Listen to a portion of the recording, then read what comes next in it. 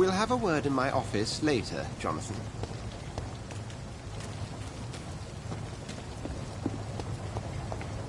I cannot enter. Come on, you bastard! You can do better than that! Nah! It's my turn!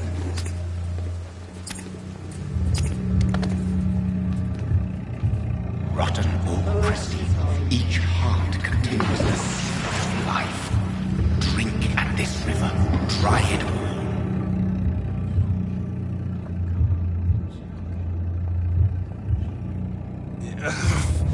Oh, come on, you bastard! I won't bite! Sir, please. You've lost too much blood. Calm yourself. You think I didn't notice? Stop your staring and get me to an hospital, you arse!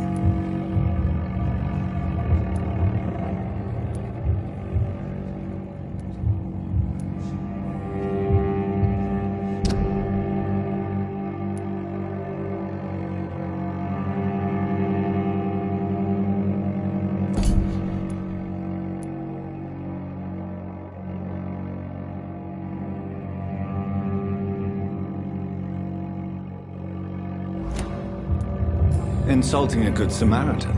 Not exactly the way to get rescued. Alright, sorry. I am in pain here. My guts are spilling out onto the street and you're yabbering on. Yes. That's a very nasty wound you've got there. Take my word, I am a doctor. Dr. Jonathan Reed. Name's Clay Cox. I'd appreciate you helping me to a better place, Doc. Follow me, Mr. Cox. Let me assist you to that better place.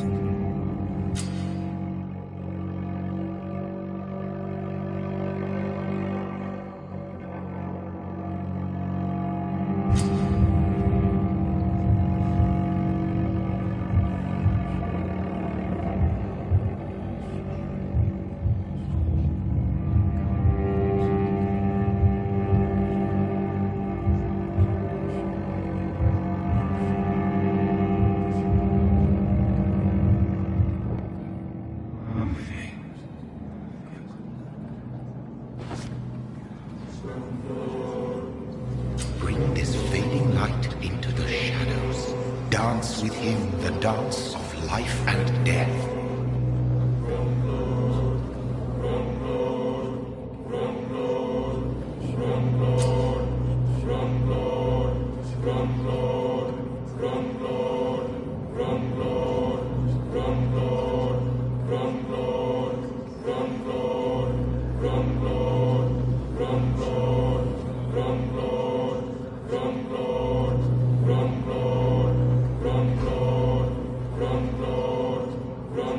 No more.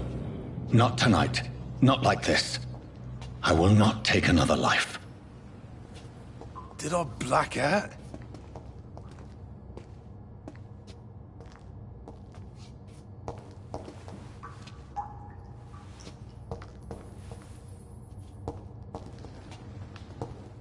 What? What happened?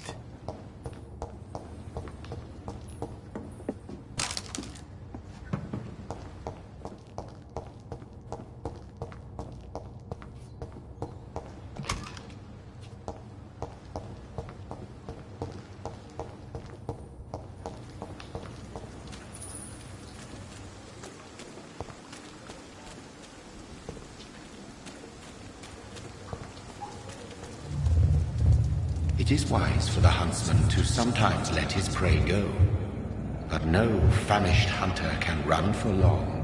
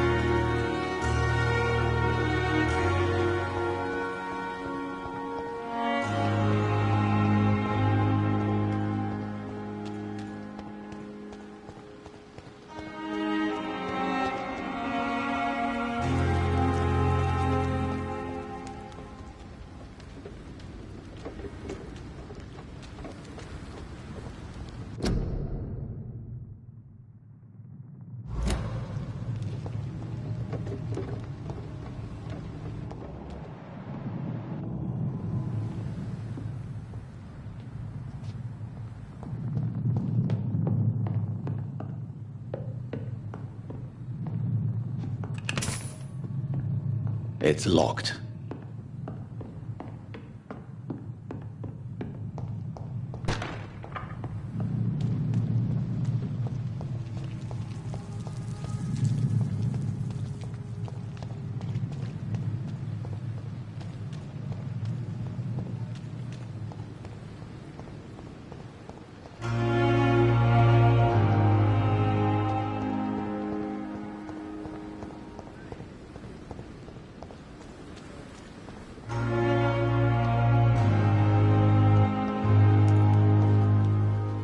It's locked, all right.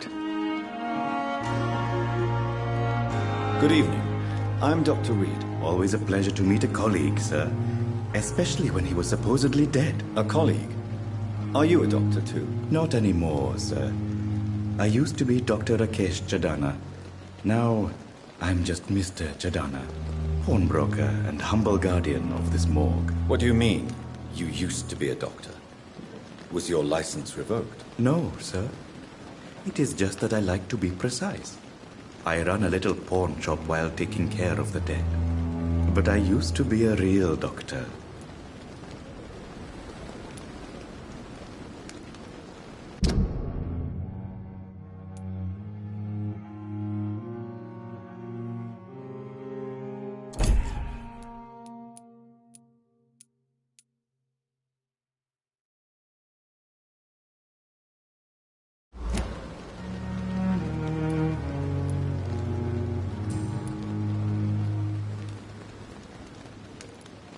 Do you work here alone? Yes, very easy work, sir.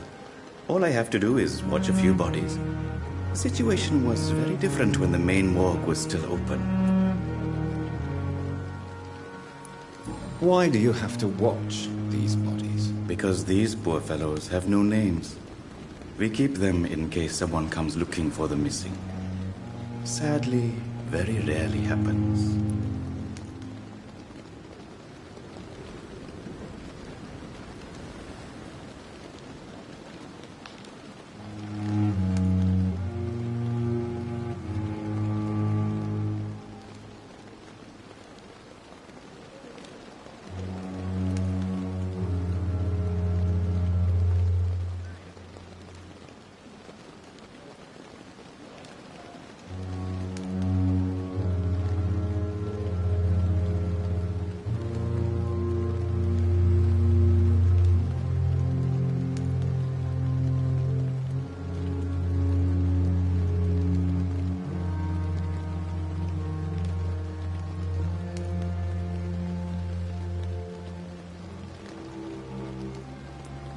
Why close the hospital's main morgue? It was for sanitary reasons after the beginning of the epidemic. Cadavers had to be moved to the nearest mass grave.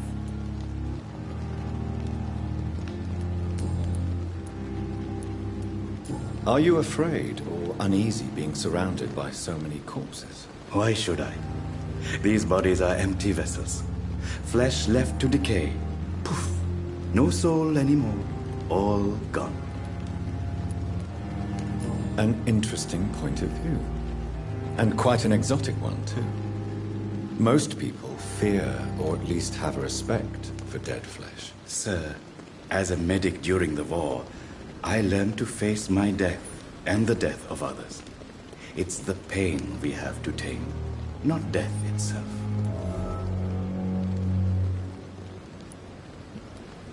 How did you get this job? After I left the army, I worked as an undertaker down by the docks. A dangerous place with many an unpleasant business there. Milton Hooks helped me get a job here.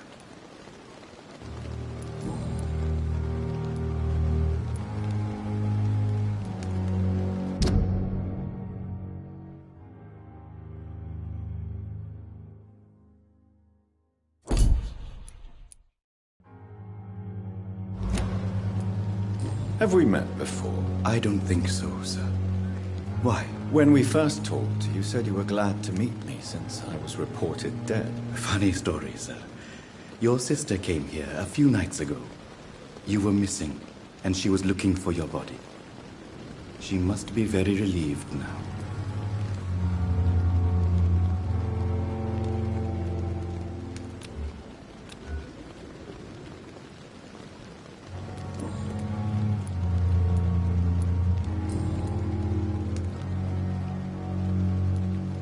A pawnbroker?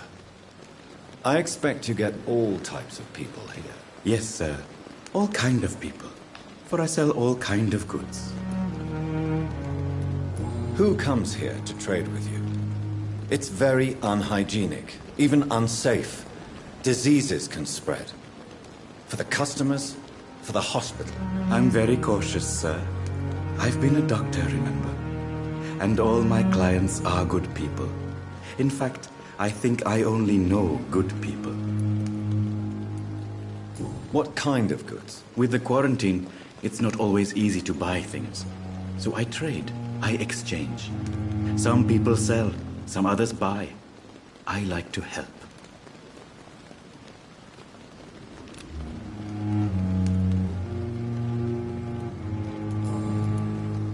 Since you're not afraid of dying, do you believe in life after death, Rakesh? No.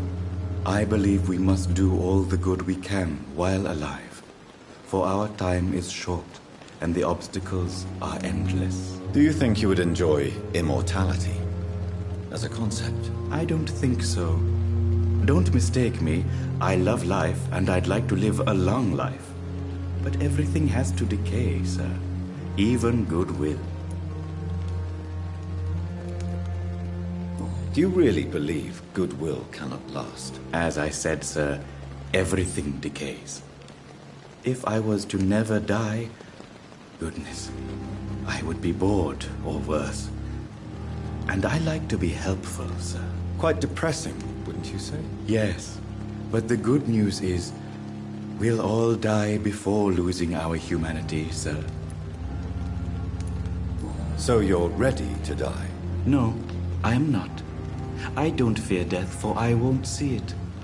What troubles me is the pain my death will inflict to those I know. You're a wise man, Mr. Chidana. No, Dr. Reed. I am a foolish man. But I like to think otherwise.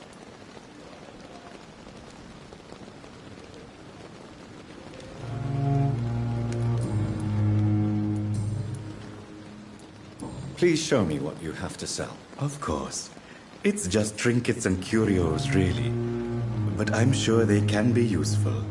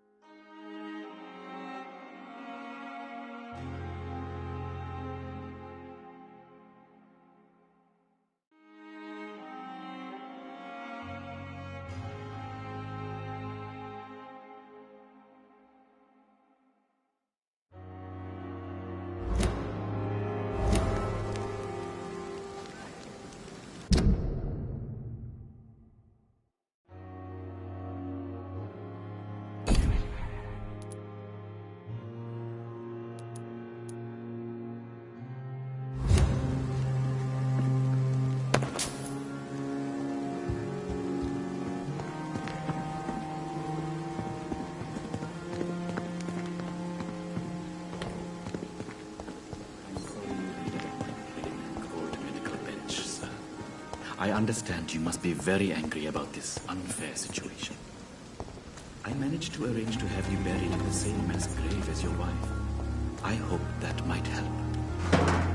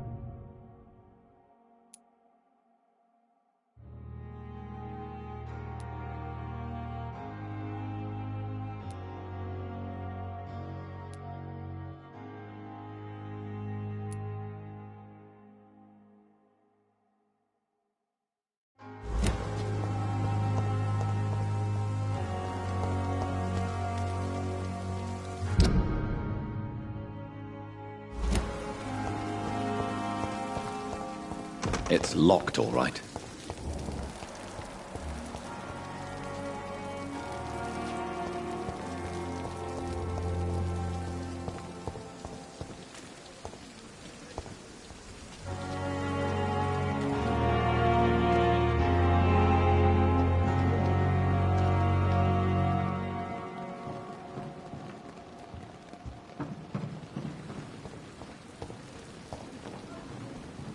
Come on, I don't have all night.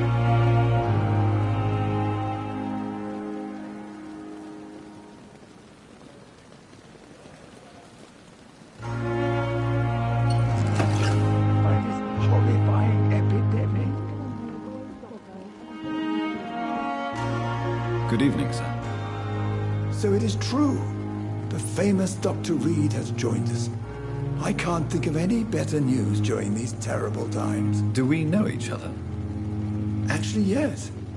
We met once before, at the Rockefeller University in New York. Dr. Tippett, yes, I remember. I was assisting Professor Carell in his research about coronary bypasses. He had nothing but praise for you. He was also very confident about your future. And look at you now. Eminent surgeon and blood transfusion specialist. Do you need any medical assistance yourself, Doctor? Come on, don't be ridiculous, dear colleague.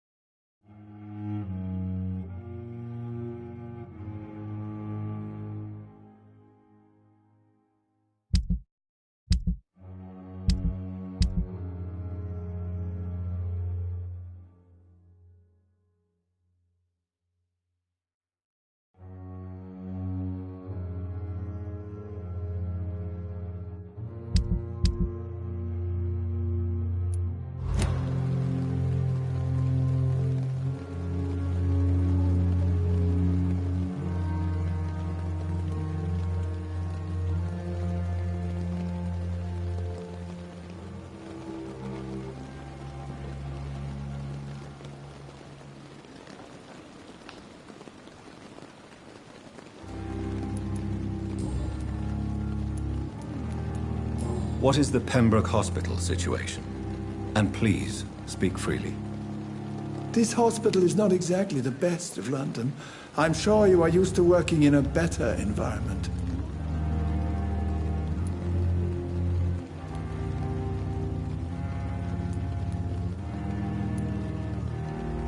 It's more than enough.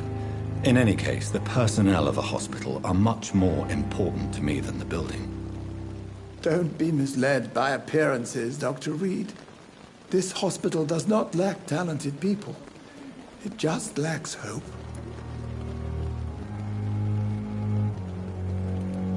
What can you tell me about the staff in the hospital? Some are really good, and others are not so good. But during this troubled period, there is no time for slander.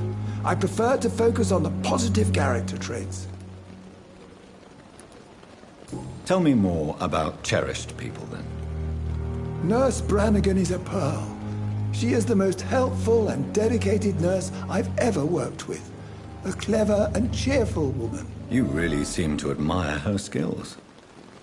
I'll go even further. If she was a man, she would be a damn fine practitioner. Any opinion about the management? I don't always agree with Dr. Swansea's reserve. But I must admit he does all he can to keep this facility running during this crisis. Ah, yes, the burden of command. I was fed up with this concept while serving as a medical officer. Don't get me wrong. Swansea's a good administrator. I just wish he would get out of his office now and again.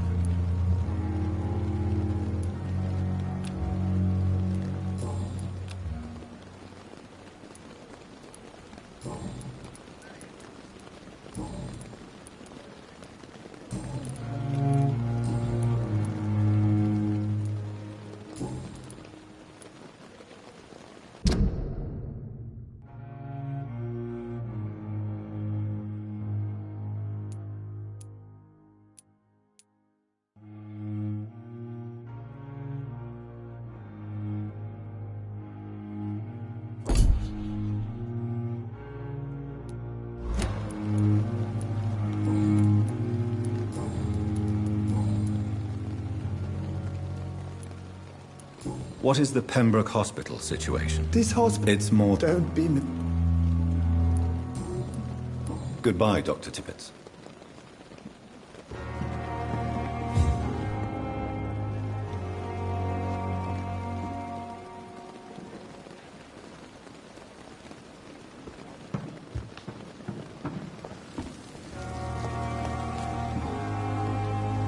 Dr. Swansea asked me to come in to you. Hurry up.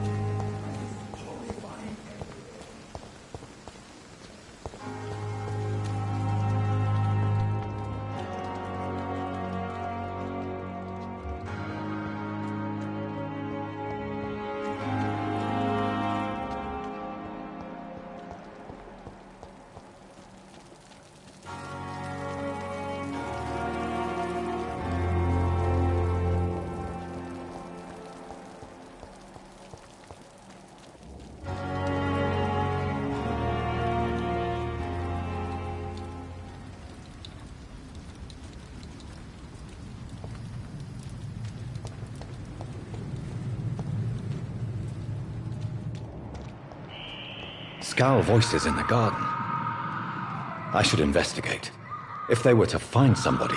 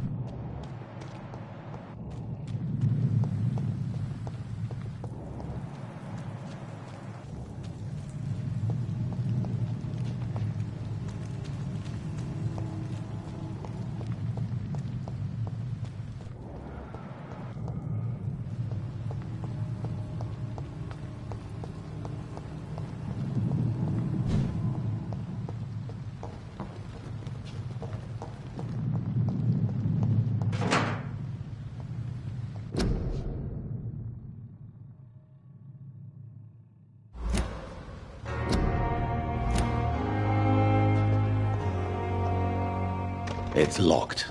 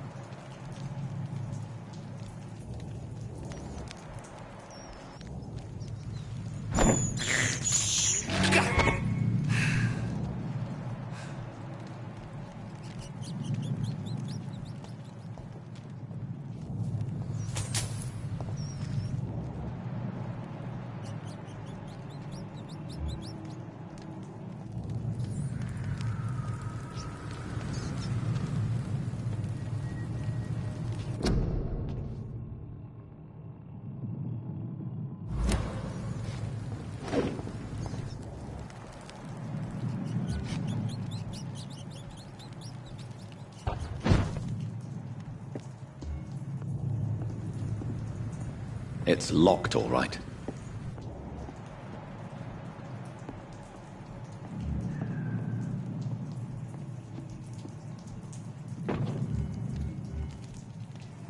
Did you hear me?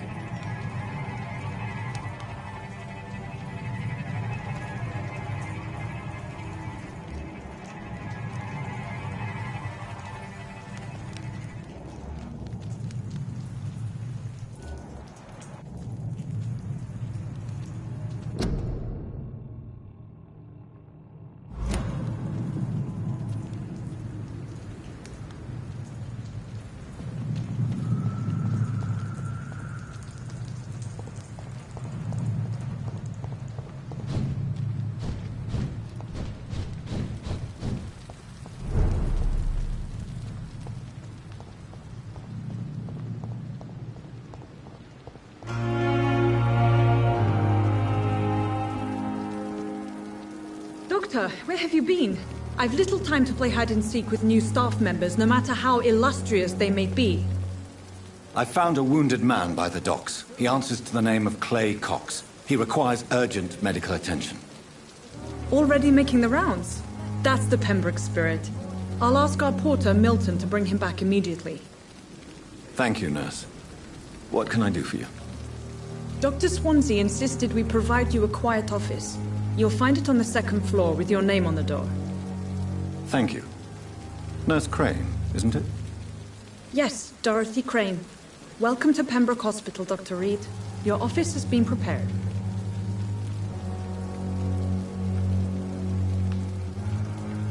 I would like to ask a few questions first.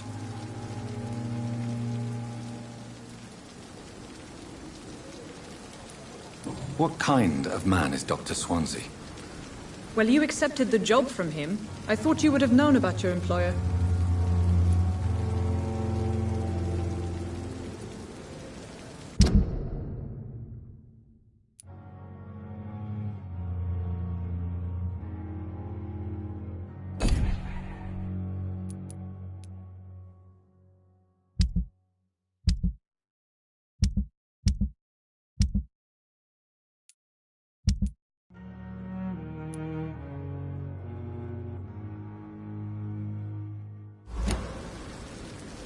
Apologies, I've only just met him the once. This is sudden. I've only just returned to England. Dr. Swansea is a brilliant surgeon and the most compassionate physician.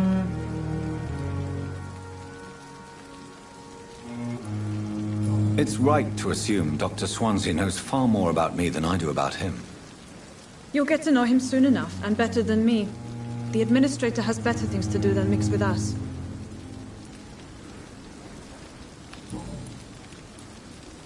And Mr. Hampton, the patient we brought in, how does he fare?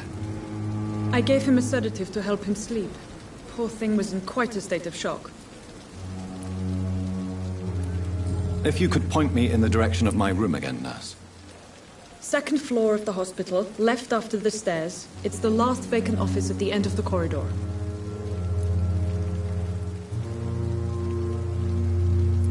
Thank you, Nurse Crane.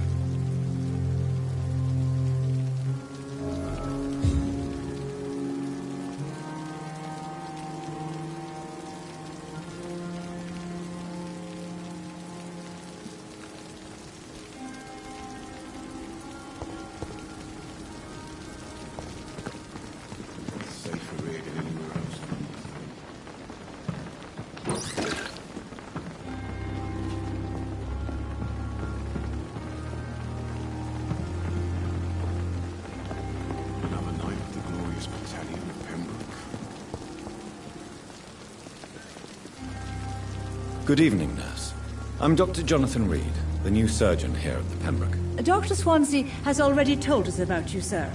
I'm Nurse Gwyneth Brannigan. Welcome to the Pembroke Hospital. Did he really? It's a good thing I wasn't hoping to keep a low profile. All members of staff have already read about your new blood transfusion technique. Dr. Swansea made sure of that. I see. Well, I'm a little surprised, but I suppose I'll just have to deal with this unexpected notoriety. You must know, blood transfusions are Dr. Swansea's primary subject of research. He is convinced it is the future.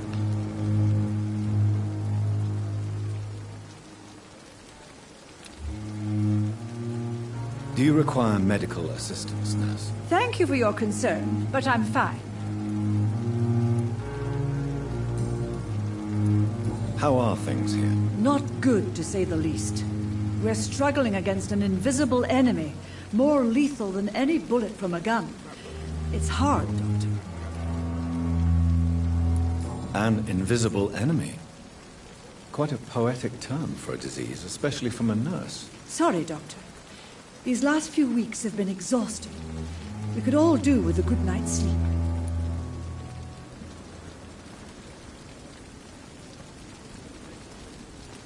Do you think this hospital can survive the epidemic? We are all volunteers here, and we're trying to hold fast, but how do we beat an invisible killer?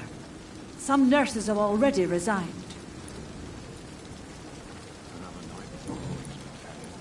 I'm not familiar with all the staff yet.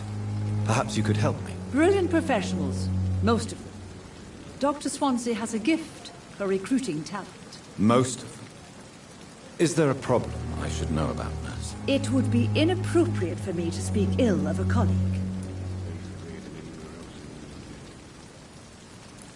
Is there anyone that stands out? Well, I have never met someone as dedicated as Dr. Tippett. He should be a standard for us all here. If only he were younger. Why should his age be a problem? I guess it's fair to say he's always pushing himself to the limits. He just doesn't know when to stop and get some rest. Nurse Brannigan, if you do know something, please tell me. Anything you say will be held in confidence. No. I may disagree with some conduct, but in the end, everybody is doing their best.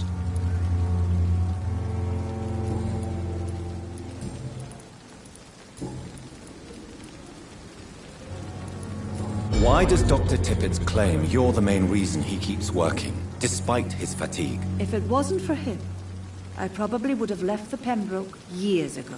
Dr. Tippett does not think of you as just a nurse anymore, does he? If you're suggesting he's not taking my gender into consideration when it comes to medical practice and knowledge, I really hope he doesn't.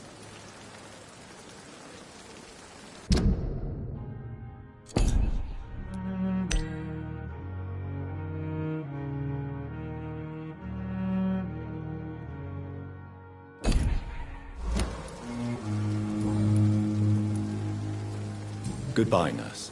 Call me if you need assistance.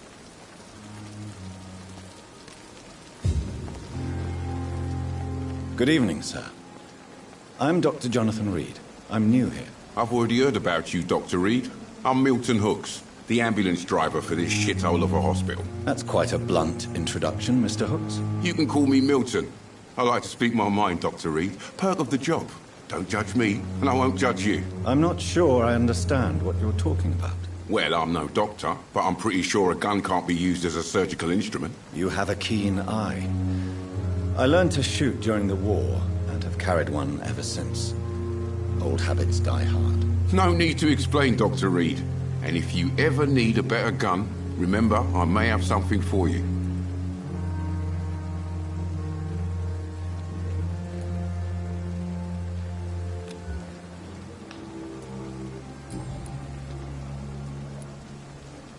Are you really smuggling weapons through the hospital? And why not? I've already been attacked by patients, you know. And by gang members willing to steal my money. But you're not defending yourself. You're selling guns to civilians. You keep people alive your own way, Doctor. I offer them another way to protect their health. How is the situation around here? You want to hear the situation is all right? It's fucking awful. We lack everything. And it's getting worse every day. So what do you do exactly in this hospital? Apart from smuggling guns, I mean. I've been an ambulance driver since... too long, I guess. I bring sick people here night and day. It's a dirty job, but I get it done. Most of the time. Since you're on the front line, how is the sanitary situation in this vicinity? It's a complete disaster. It's even getting dangerous to enter some streets or buildings. Even the locals attack you. It sounds like things have been a bit rough recently. What's happened? Yesterday I got attacked by the patient I was bringing here. I escaped through the hospital's garden, but I lost my wallet when I was running. You left an infected patient outside the hospital? That's incredibly dangerous. Go there yourself if you want, but be careful, Doctor. I'd rather not bring your dead body back.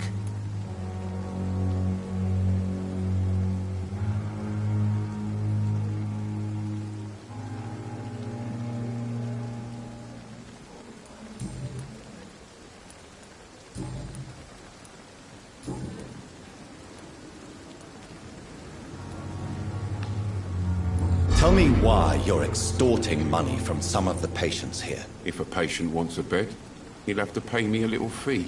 That's all. Where did you get the idea for such an immoral scam? Funny you should ask. The first time it was from a patient who bribed me to get a bed. It's only then I realized I could make a fortune. I have some good news, Milton. What? The epidemic's over? I retrieved your wallet with all the money and a certain picture. Well, yeah, Pippa Hawkins is my girl. So what? Is it the difference of skin color that bothers you? Not at all, Milton. Good. Please, take this money anyway. To remind you to keep your mouth shut. Not everybody is as broad-minded as you, Dr. Reed.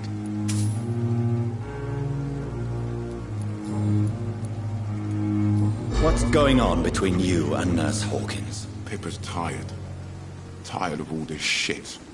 Tired of all those corpses piling up. She's as depressed as I am.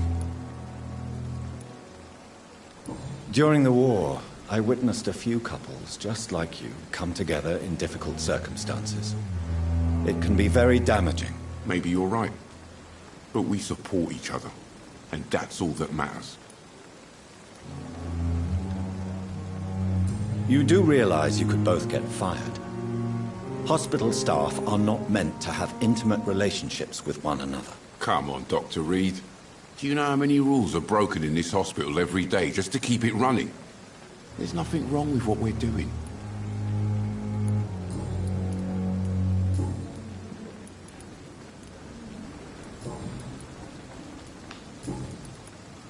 I'd like to see your goods. Wise choice, Dr. Reed. A reliable gun is what everybody needs these days.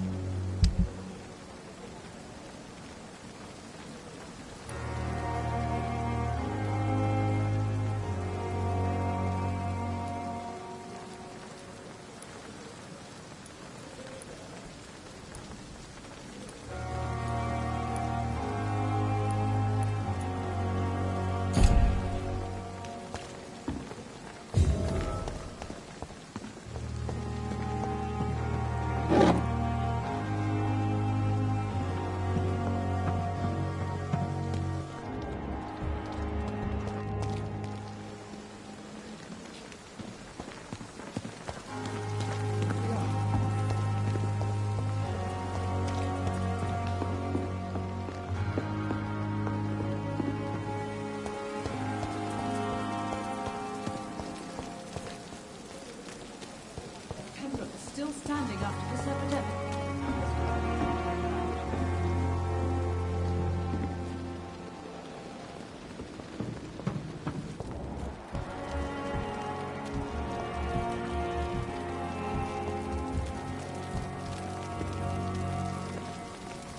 Good evening, nurse. Good evening, Doctor. I don't think we've been introduced yet. My name is Pippa Hawkins. And I'm Dr. Jonathan Reed. Dr. Swansea has recently offered me a position in this hospital. Well, it's a euphemism that your help will be appreciated, Doctor.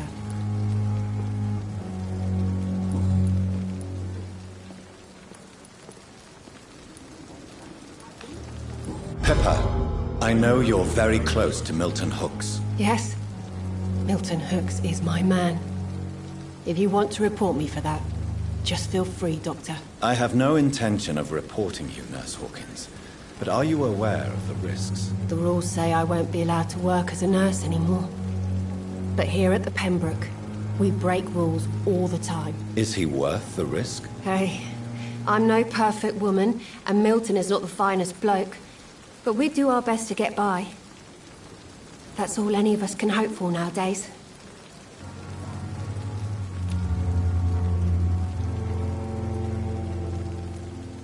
How would you describe the situation at the Pembroke Hospital? It's serious.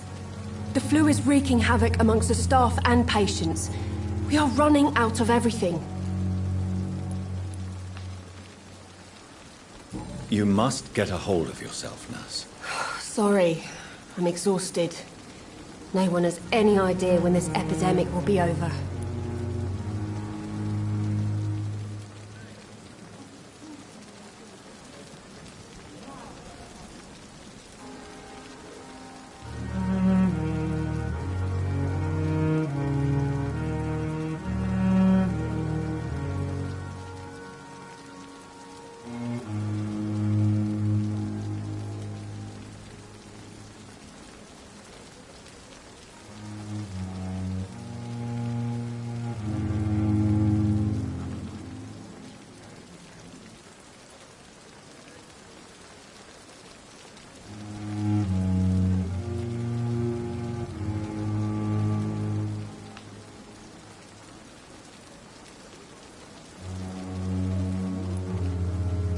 Nurse Hawkins, the Spanish flu won't last forever.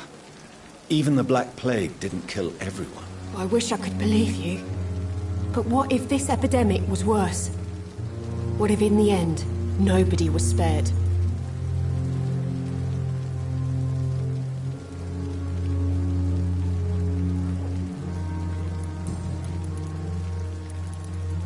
How long have you been a nurse? Well, long enough to see that the epidemic is winning. And no matter how qualified you are, don't tell me you'll change that.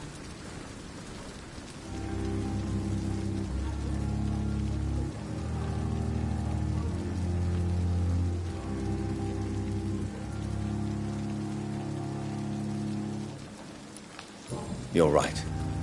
When dealing with such a terrible disease, one must remain humble. But that doesn't mean we shouldn't try our best. Sorry, Doctor. I don't want to sound bitter, but I'm just too tired to give a pep talk like Nurse Brannigan. How is the Pembroke staff coping with the epidemic? Well, not well. Milton, the ambulance driver, is even more grumpy than usual, especially concerning doctors. Why is Milton grumpy on a daily basis? Is it just an act? Milton's not the kind of man who's bothered about a bad reputation, whether he deserved it or not.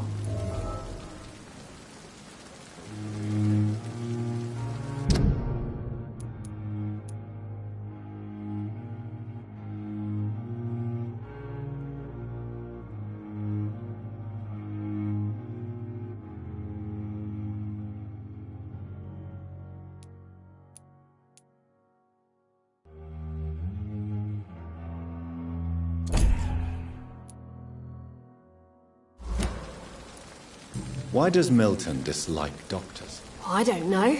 Just ask him. But be warned, Milton is not the chatty type.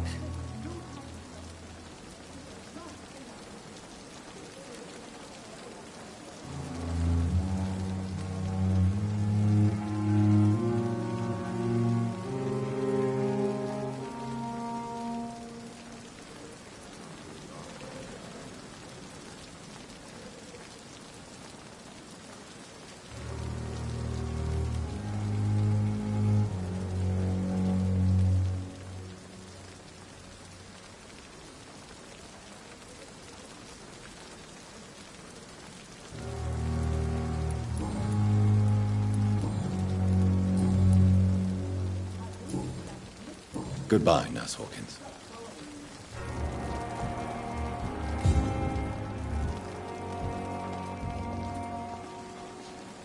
Good evening, Milton. Good evening, Doctor. Still trying to save lives?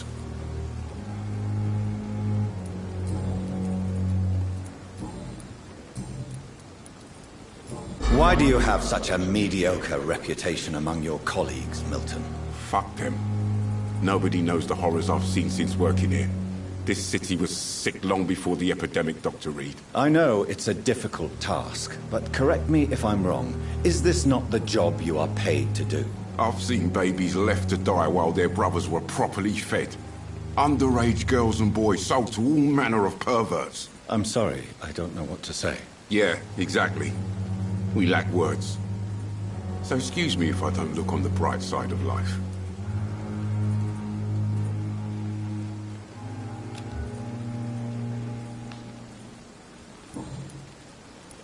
Goodbye, Milton.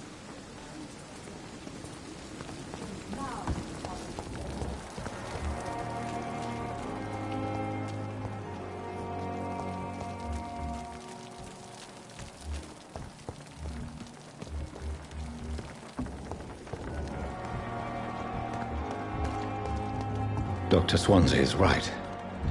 This place seems perfect to conduct my research. Good evening, Dr. Tibbets. Dr. Reed, any good news?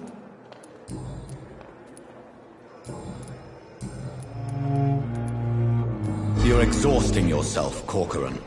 Maybe you should think about preserving your strength. No. We must keep on healing all those poor souls. We are the last rampart before chaos. Once more unto the breach.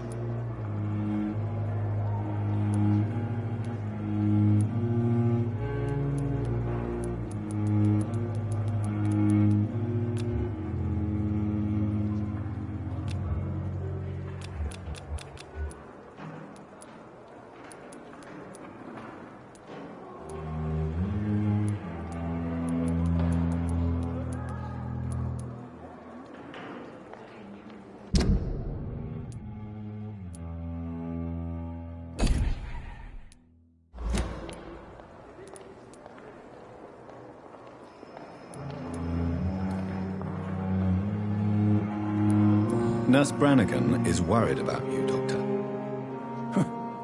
She should not have told you that.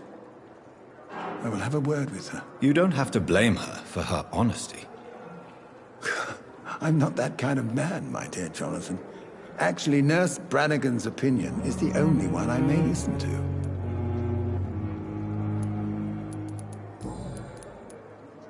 Goodbye, Dr. Tippett.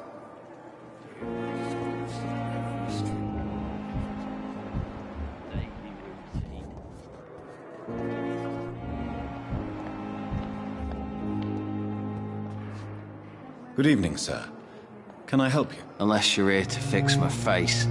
No. I don't think you can help me. I'm Dr. Reed. I've recently taken the position of head surgeon here. War injuries, am I right? You guessed right, Doctor. German shell took my pretty little mug right off. But they still call me Thomas Elwood.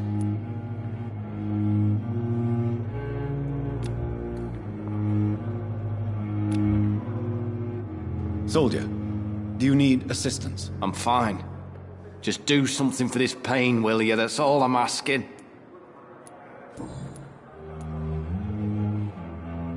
How is your stay with us, Mr. Elwood? Oh, it's bliss.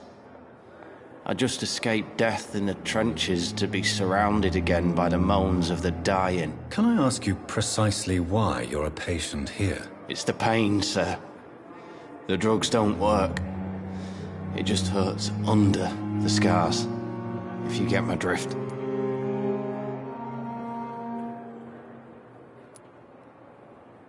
Can I do anything for your pain? Nurses gave me a bunch of pills. No effect. Told you. It's like the flames are under my skin, burning away. Who is treating you? Is someone in particular looking after your case? Nobody since the old and tired doctor spoke to me. Started to think I was forgotten about. Wouldn't blame you. You don't seem worried by that. My face hurts so much more when I smile or cry. I've learned it's easier not to speak. But be assured I'm smiling inside.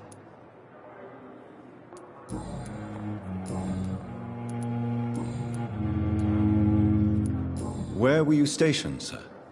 Did you serve for long? I really don't want to talk about all this shit. No offense.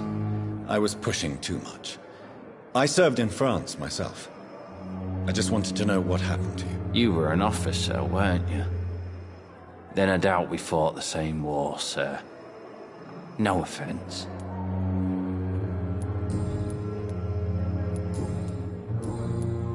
Goodbye for now, Mr. Elwood. Disgust on every street corner. The daily routine. Good evening, Mr. Hampton. How do you feel? Dr. Reed, is it? Oh, sir, I must apologize for my behavior. What do you mean? I was not myself in the factory. Fear and exhaustion made me say awful things to you, I'm afraid. You remained perfectly nice and polite. A little delirious, perhaps. But who wouldn't be after enduring an abduction? Thank you, Doctor. That's a relief. Now all I need to do is rest and return to my flock.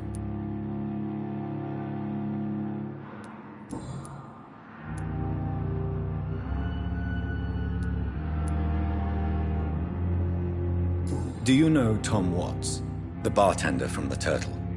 I met him before I found you in the canning factory. Tom? Yes, of course. Always the helping hand, good old Tom. Without men like him, corruption and despair would have wiped out the East End long ago.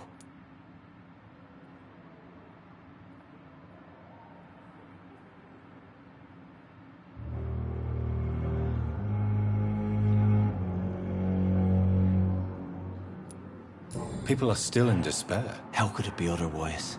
The authorities have left us all to rot in this contagious nightmare. No drugs, no advice, nothing. It's a damn shame.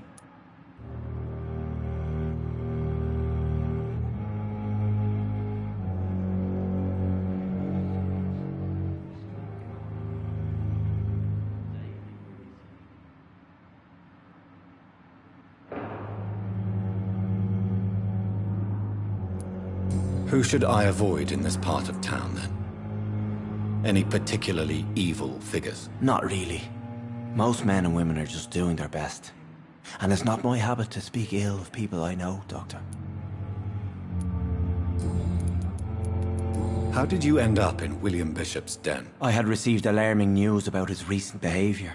I went to his place and he refused to let me go.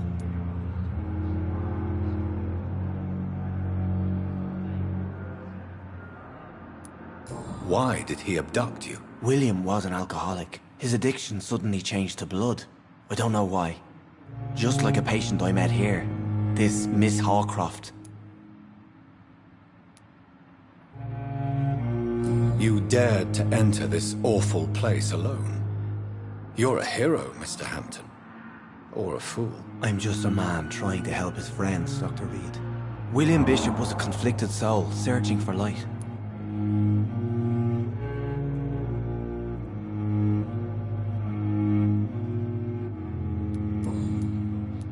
What is the general situation in the East End docks? The situation has always been tough, with a lot of tensions between the gangs and the dockers' trade union. The Wet Boot Boys are very nervous since they lost their leader. Who leads the gang now? Since Clay Cox went missing, it's his wife Edwina who runs the show, with the assistance of her minion, Booth Digby. Has the gang been threatening you? Ah, no. I've had this nickname for so long, you know, the sad saint of the East End. No one dares to bug a saint, not even criminals.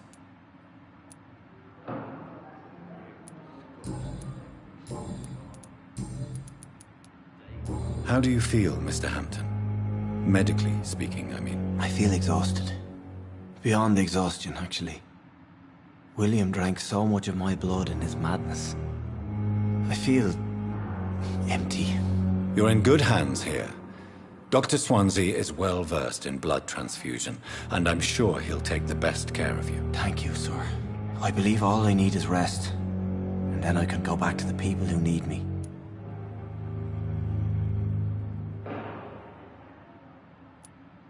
What do you do for a living, Mr. Hampton? I can't help but notice the cross around your neck. I manage a night asylum for the poor and homeless of the docks, and I try to guide the lost and hesitant on the right path to our Lord. Are you a priest, Mr. Hampton? A deacon, maybe? Not at all, Doctor. I'm just a man of faith willing to preach the good word. Why didn't you use your cross against William Bishop? To repel him somehow? That's a very strange question, Doctor. A cross is no magical token, if that's what you were trying to say. Not mine, anyway. Have you made friends since you arrived? Not really, but I recognize Miss Harriet Jones. I knew her when she lived by the docks. That poor woman had such a miserable life. You never came to see her here at Pembroke? Receiving visits when sick can be an important part of the healing process, you know. We're not just bodies. You're preaching to the converted now, Doctor. To be truly honest, I thought she was dead. She left the docks many months ago. Goodbye, Mr. Hampton. We'll talk again later. It's there again. It's locked.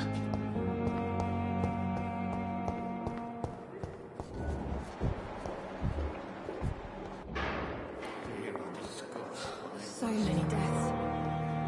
And what of my own life?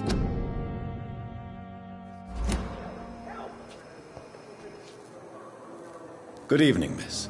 I'm Dr. Reed, the new surgeon at the Pembroke Hospital. And who are you? Your name has no meaning to me, mortal. You're nothing but dust blown by the winds of eternity. I beg your pardon? What are you begging for, mortal? My clemency? Well, tonight maybe I'm inclined to mercy. You'll never forget the night you met Thelma Howcroft. You keep calling me mortal. Why is that? And if I'm mortal, what are you? Well, Dr. Reed, if you must know, I'm a vampire.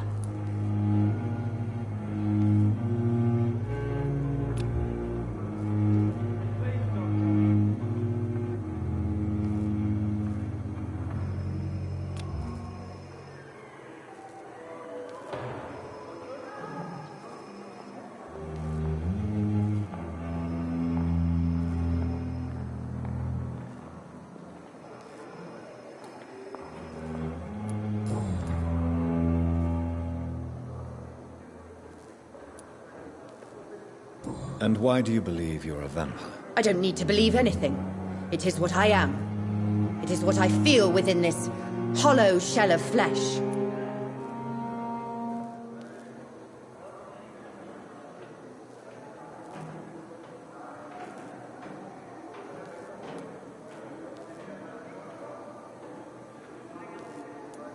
Please, describe to me how you feel.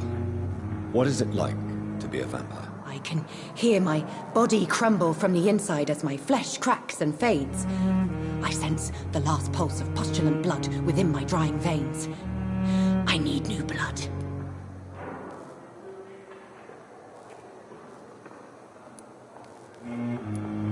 I see.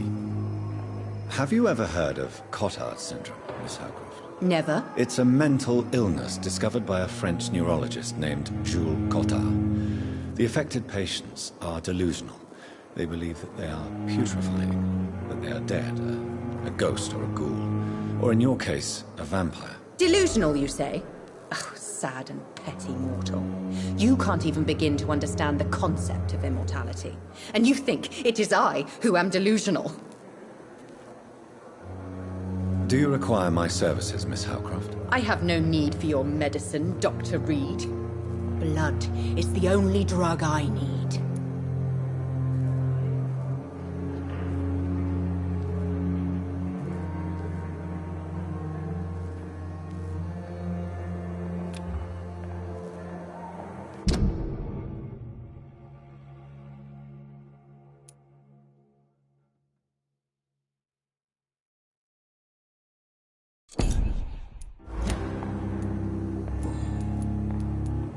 And why I don't need... I'm assuming you must be a patient here. Am I right, Miss Howcroft? It's only a cover. To hide from my enemies. I can leave whenever I want. As a woman, a spirit, fog, or bat. Who are these enemies you mentioned? Can you describe them? I cannot say for sure. But I sense their eyes on me from nearby. I feel them watching me every time I visit the garden near the morgue. The staff here are not your enemy. They're here to help you, to care for you. I'm not speaking of the doctors in white. I'm speaking of the men and women who hunt me. For I am a vampire! I see. Don't worry. These people will not find you here. I'll personally make sure they leave you alone. Thank you, mortal. But do not interfere with them, for you are no match for those that hunt me.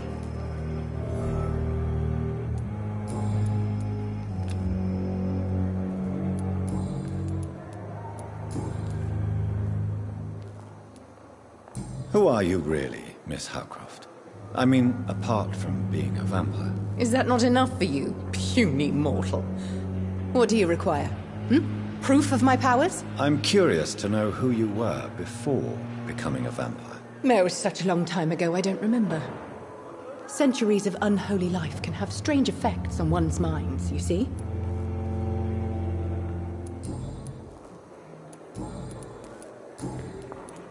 I'll leave you, Mistress of the Dark, to your nocturnal activities. I have wasted too much energy.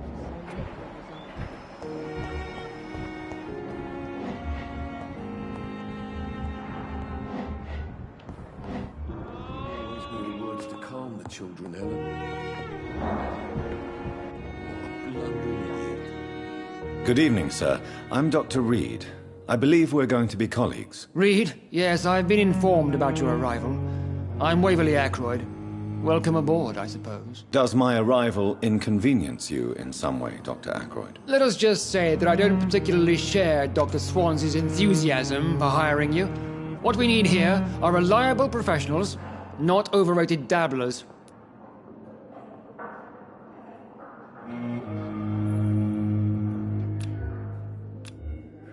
Do you need my assistance? Not at all. I'm sure that you are used to gaining people. If you have a problem with me, Dr. Ackroyd, please feel free to tell me. Dr. Swansea has imposed your presence on this hospital without asking anyone's advice. The benefit of his position. But I don't agree with it. I know we've never met before, But I believe this hospital could use all the help it can get. You will agree with that, I'm sure. Oh, but I have heard about you, Dr. Reed. Of course, you can't say the same about me, since I have not wasted my time courting the press.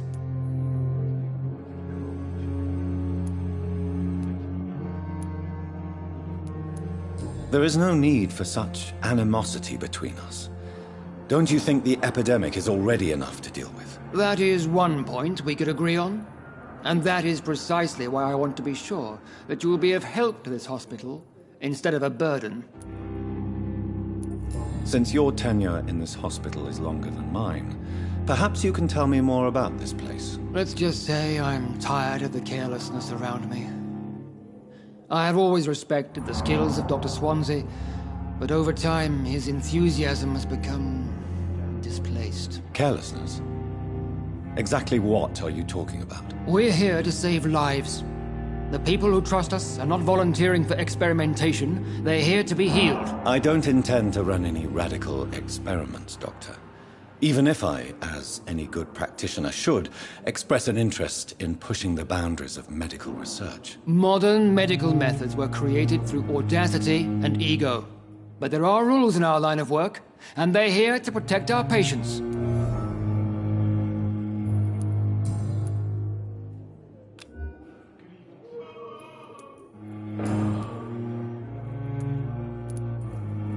I don't know what you've heard about me, but I have already proved my value as a practitioner. I don't question your skills, Dr. Reed, but your motive.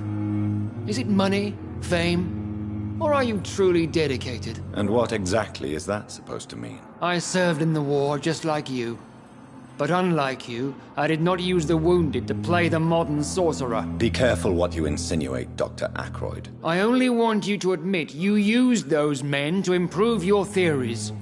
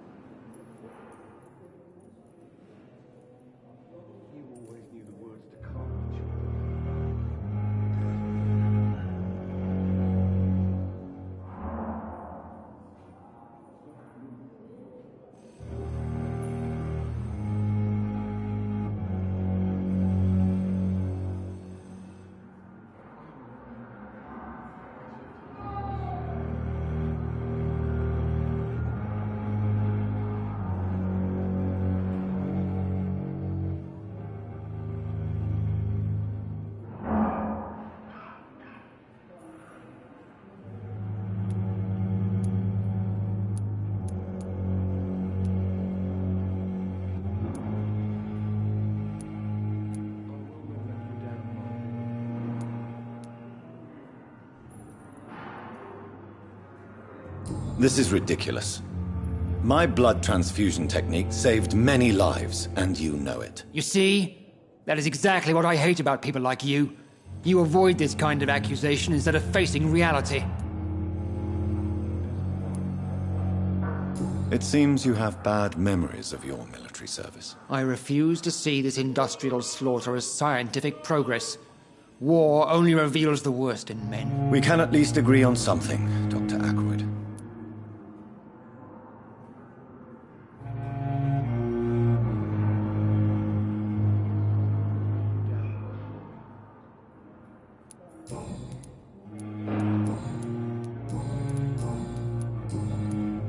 Thank you for your time. We'll talk later.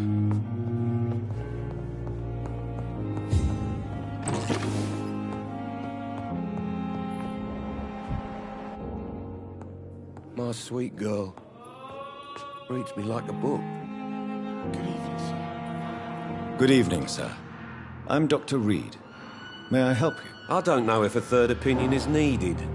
Your colleagues are already arguing about my condition. I see. Would you mind telling me more about your situation? I'm Harvey Fiddick. All I want is to get me bloody arm fixed properly.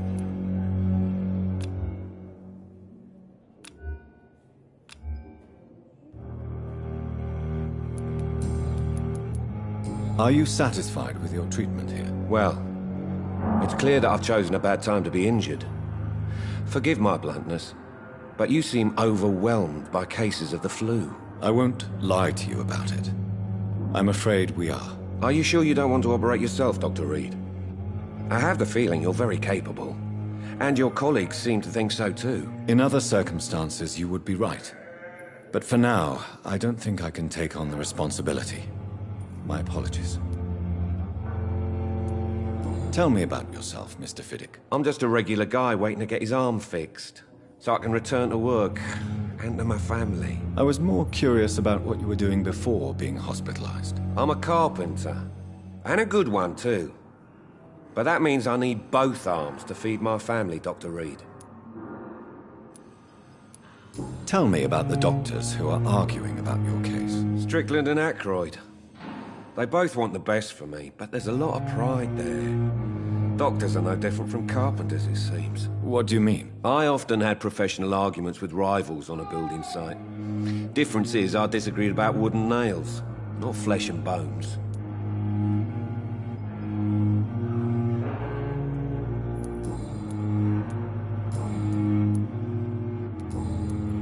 Goodbye for now, Mr. Fiddick. I'll see you later. My sweet girl. Reads me like a book. I'll never...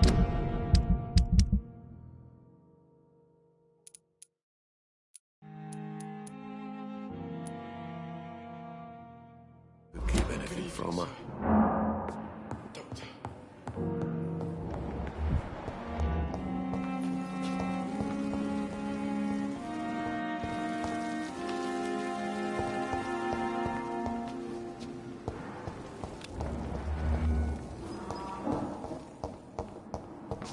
I will not let you down, my boy.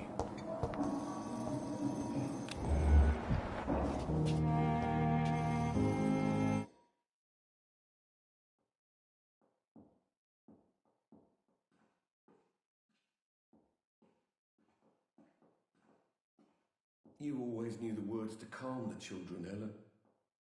As for me, what a... Good evening, Doctor. I believe we're going to be working together. Dr. Reed. Dr. Swansea informed us of your arrival, but I could not dare to believe we'd have such good fortune. Such an honor, sir. Thank you. And you are? I am Thoreau Strickland, Dr. Thoreau Strickland. I'm a great admirer of your work, Dr. Reed.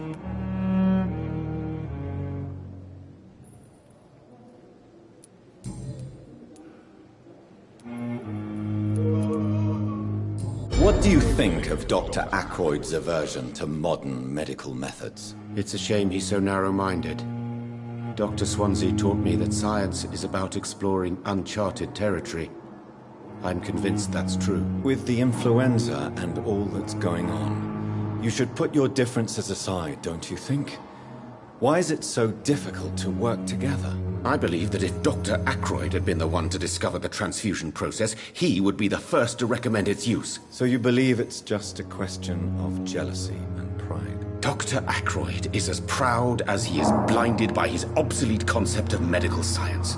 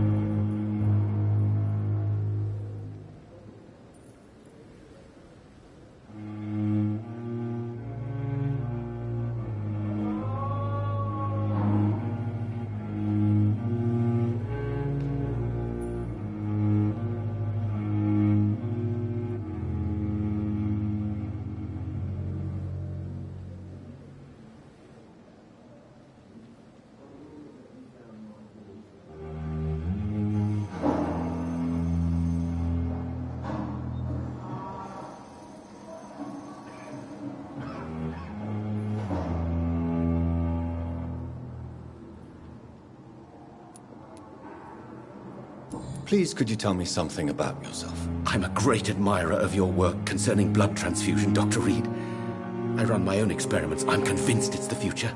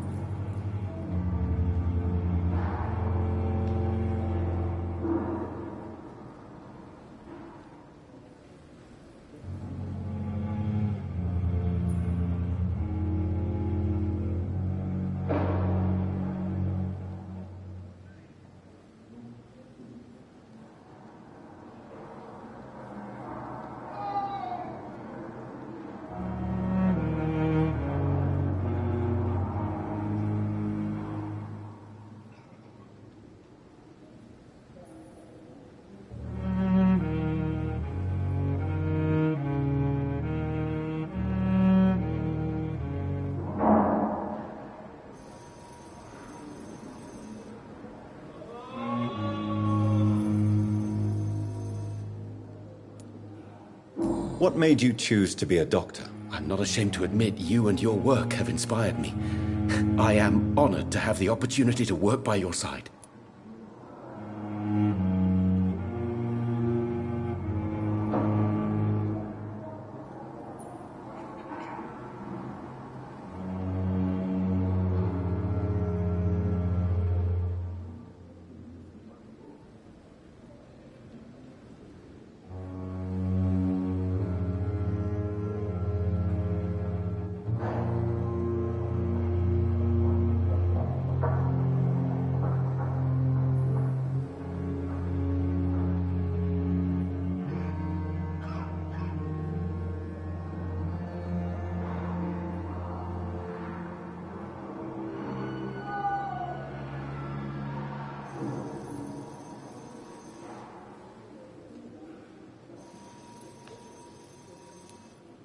It's always a pleasure to share scientific and medical knowledge with someone eager to learn. I'll be glad to help you if I can. This epidemic may be the century's most terrible disaster, but I'm convinced that we, as doctors, are the only ones able to defeat it.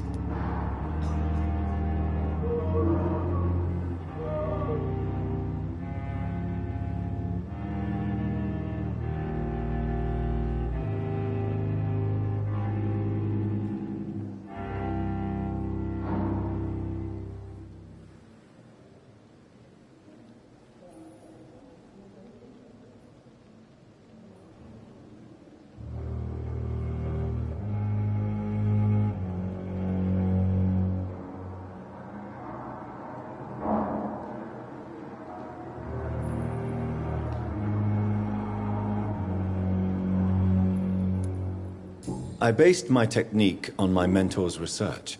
He helped me perfect my method. What is yours? I'd rather not talk about it. For now, it's just theories and first approach. My process is purely experimental and unsuccessful. As long as you're cautious and methodical, you may remain empty-handed, but you won't fail. You're not the first one to warn me, but I am convinced knowledge is the main weapon against the ravages of this epidemic.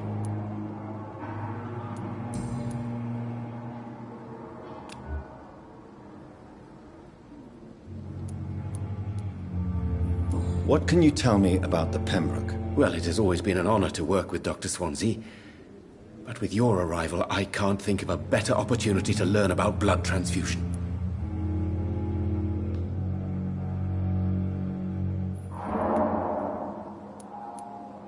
You seem quite optimistic. It's a rare and precious attitude in these difficult times. I'm convinced that this epidemic is a test of endurance and dedication for us men of science. Questions remain about our capacity to resolve the situation. True. Last summer, during the first wave of the epidemic, I used to joke with Milton about the extra work. We're not smiling now. Do you need help with anything in particular?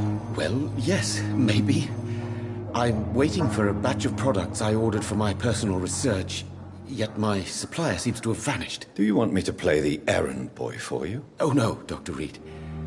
But if you went personally to his shop, well, with your reputation and all, he wouldn't dare to refuse the products I need. I see.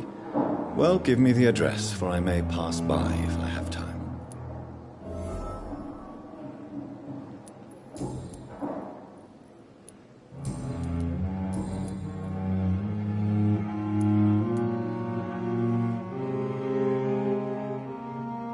Tell me more about your willingness to experiment with new medical techniques. Harvey Fiddick is a patient suffering from a severe injury that could cripple him if not treated correctly. I'm convinced your blood transfusion technique could help him. What is it you really want? To save him, or to prove your point? Fair question. I want nothing but to save my patient, Dr. Reed. Especially since I know Mr. Fiddick's story.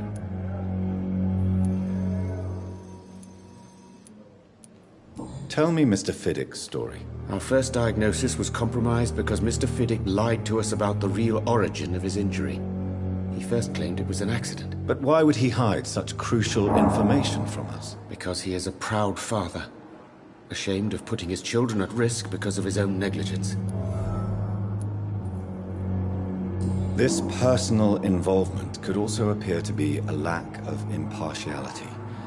You must know that a good surgeon must remain neutral. I agree. But that does not excuse Dr. Ackroyd's behavior, a man who did not even take time to converse with his patient. Do you think keeping his distance was a mistake? All I know is that I'm taking care of human beings, with desires, hopes and fears. Not some biological machine comprised of blood, bones and flesh.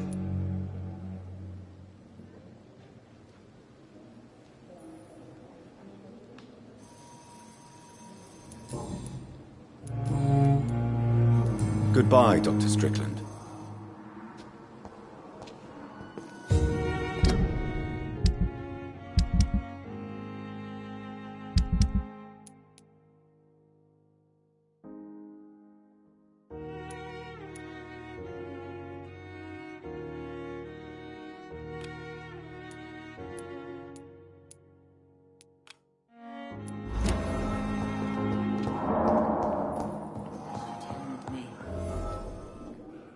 Good evening, Mr. Good evening.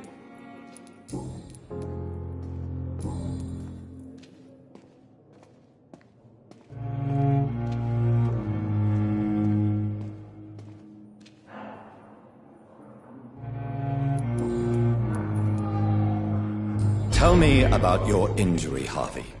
Why do you feel so guilty about it? My wife died because of me. And now I may lose everything because I've been careless enough to hurt myself. What an arsehole.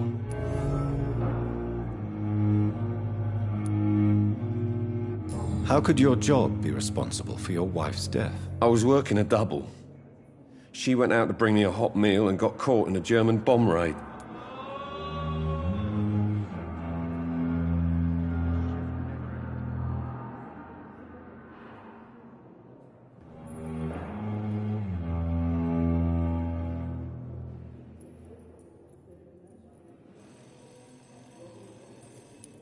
You can't hold yourself responsible for your injury, Mr. Fiddick, unless you tried to hurt yourself. Of course I didn't hurt myself, but I can't work until my arm is fixed. My children need to eat, Doctor.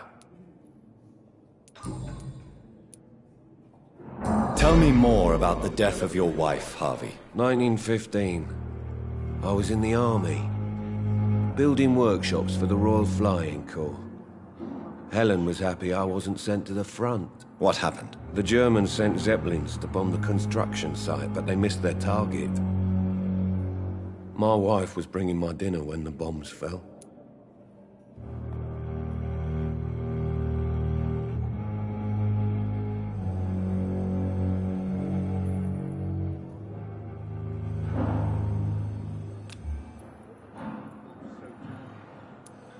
I'm sorry for your loss.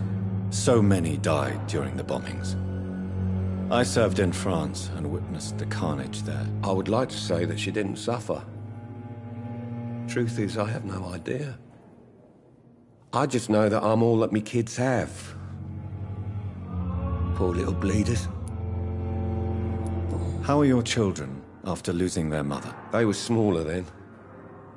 The only good thing about this is my Ellen didn't bring them with her that night. Is there anything else that's bothering you? Can I help in any way? I'm all right. Considering the state of this place, I should consider myself lucky, I guess. Tell me more. What happened? The German...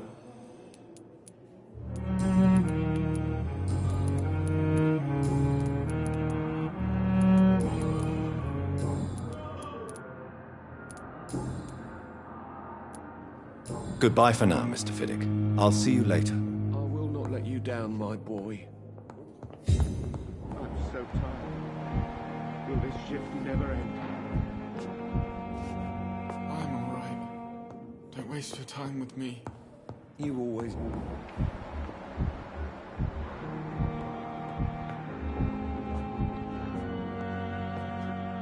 Good evening. I'm Dr. Reed. Can I help at all? No. Really?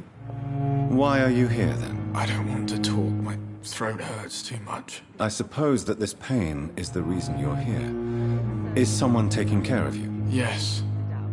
And no. Could you at least tell me your name, sir? Mortimer. Mortimer Goswick.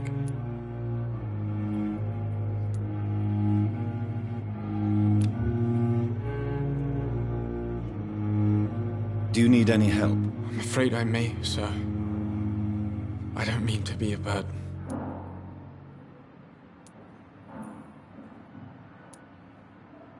I will see you later.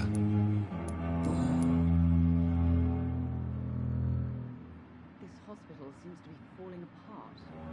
But in the circumstances, I'm going to give the benefit of the doubt. How painful is your throat, Mr. Goswick? So painful I'd rather not talk at all, Doctor. I'm sure you realize a doctor and his patient have to communicate, sir. Would it help if I gave you some paper and a pen? Not really. I see. Then maybe it's not just your throat that hurts, Mr. Goswick.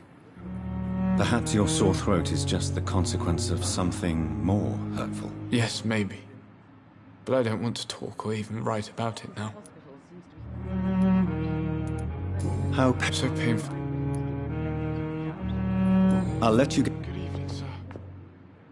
Doctor.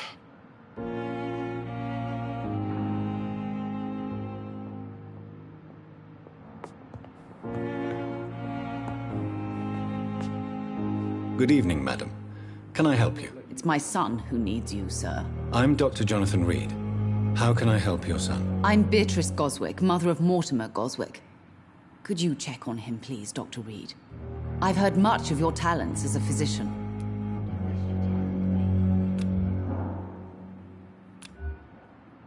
Do you require medical attention as well, Mrs. Goswick? I have other concerns right now.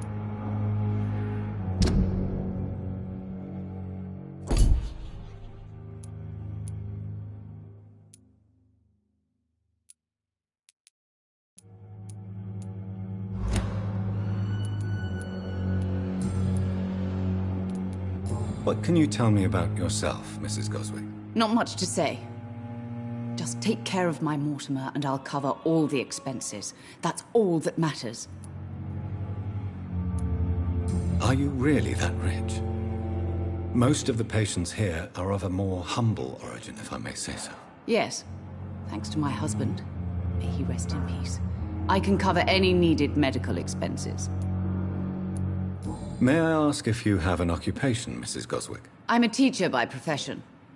I teach young women who are more ambitious about their futures than their families.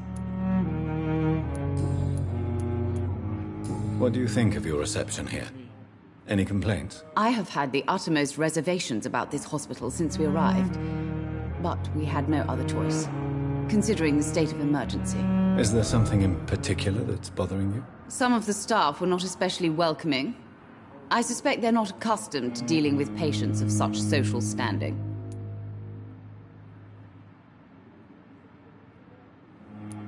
Tell me more about your arrival at the Pembroke Hospital. What gave you such a bad first impression? The ambulance driver was quite rude, for a start. And that nurse, Miss Hawkins, seems to have quite a dubious attitude. What do you mean? She managed to secure a bed for my son despite the epidemic. It was a relief, but it wasn't cheap.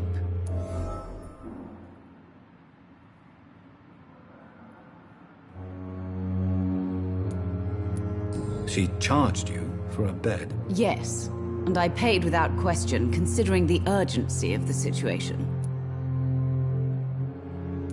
I share your concern, Mrs. Goswick. Be sure that I'll talk to the people involved. I don't expect compensation, Dr. Reed. But I'm aware such behavior would not be tolerated in other hospitals.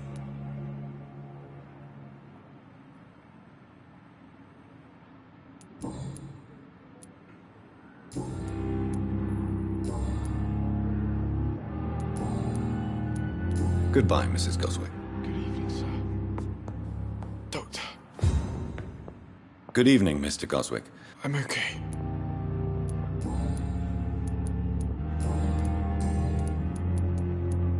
Why did your mother have you hospitalized here? She seems convinced this is a bad hospital. My mother just wants the best for me. She won't rest while I'm here. She'd go all the way to hell and back to help me. Pembroke Hospital may look unorthodox, but rest assured you're in good hands here. It's not me you have to convince, Dr. Reed. It's my mother. Is your mother bothering you? As your doctor, I can ask her to leave you alone if you would prefer. That's tempting, Doctor. But you have no idea what my mother is capable of. She would tie herself to my bed if you asked her to leave.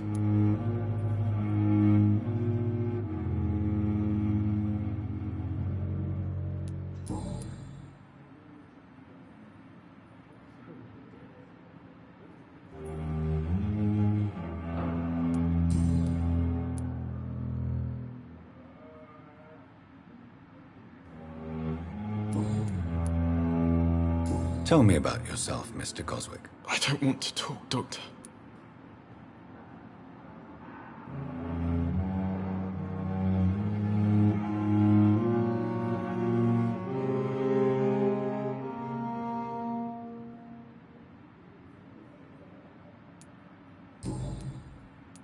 I have to go now, sir. But don't hesitate to contact me if you need any help. Good evening, sir. Doctor. Sweet girl. So many days. And still more coming. Keep anything from her. How can we be sure when they come in?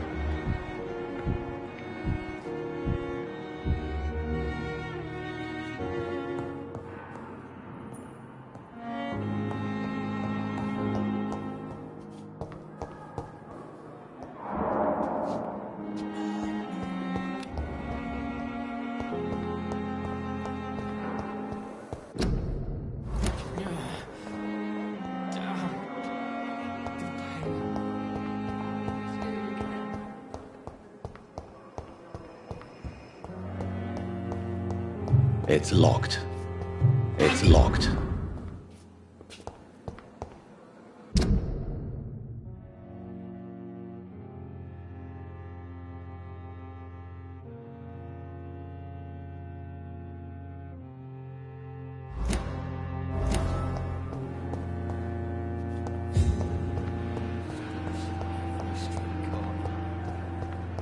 Daily routine.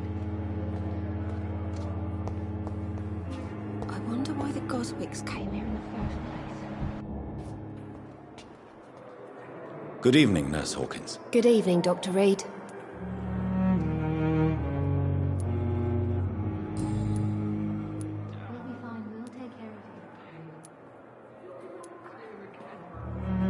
Pippa, are you sure you want to leave this hospital? To become a nurse was a little girl's dream. But in the end, I don't feel that useful. I want more. I want to make things change.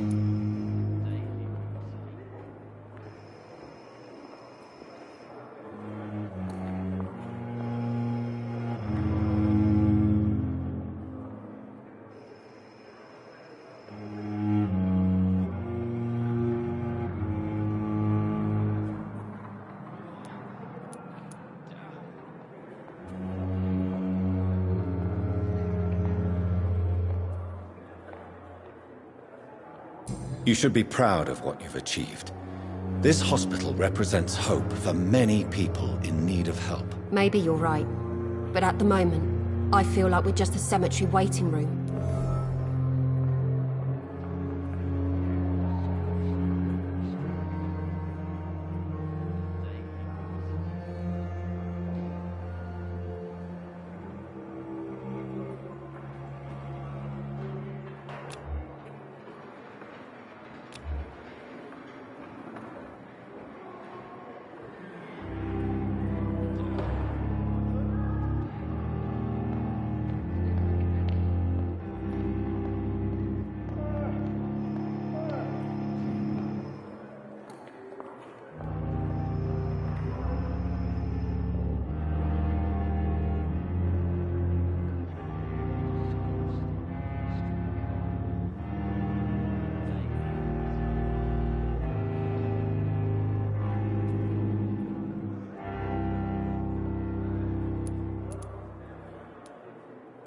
Milton cheats patients out of their money at this hospital, Pippa.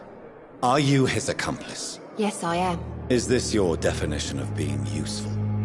By abusing the sick and poor? No. It is my definition of getting out of this useless life once and for all. Why do you do it? Why not? Most of the sick who paid for a bed are already dead, or will be soon. Don't you see the futility of all this?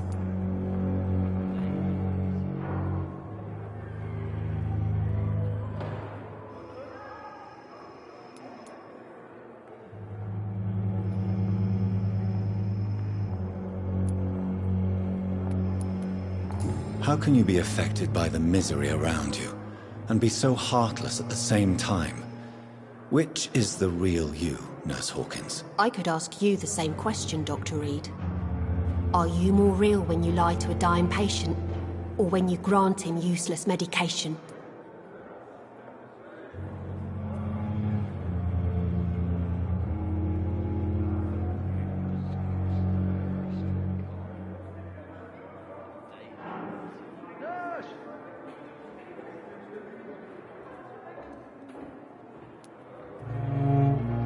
Whose idea was it? What difference does it make? We did it together, and I'm guilty as charged. Answer my question. It was my idea first, even though Milton would say it was his, to protect me. What steps are you prepared to take to feel more useful? I don't know yet. My sister believes that the real fight is in the streets nowadays. Maybe she's right. Maybe this is what I must do.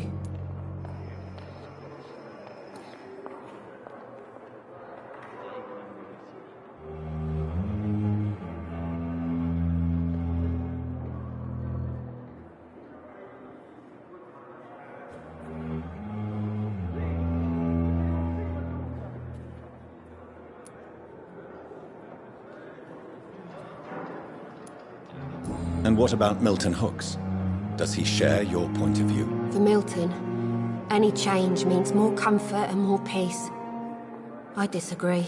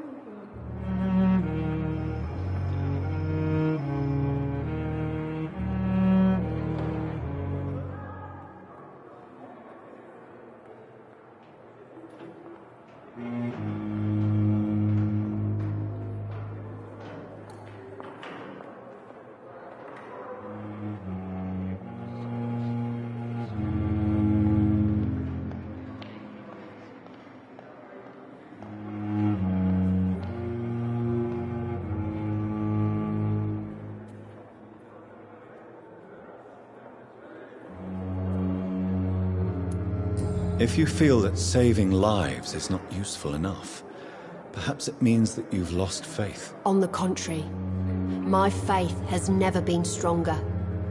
Maybe we are all just too proud to face up to the fact that science cannot compete with God.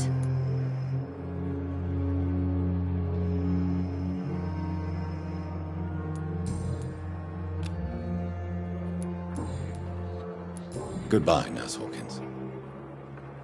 The daily routine.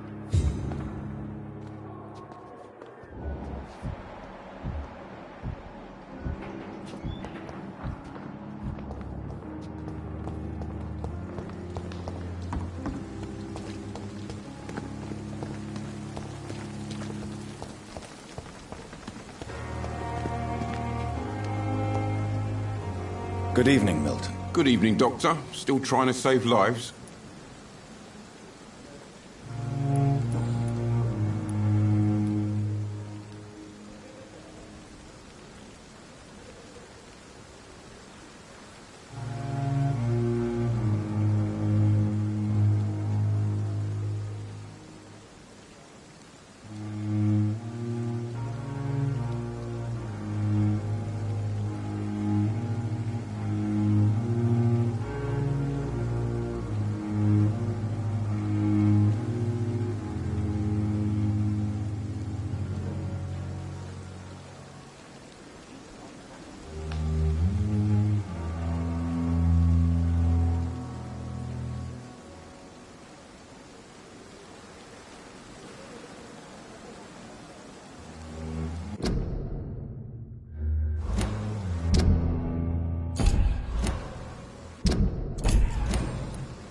Goodbye, Milton.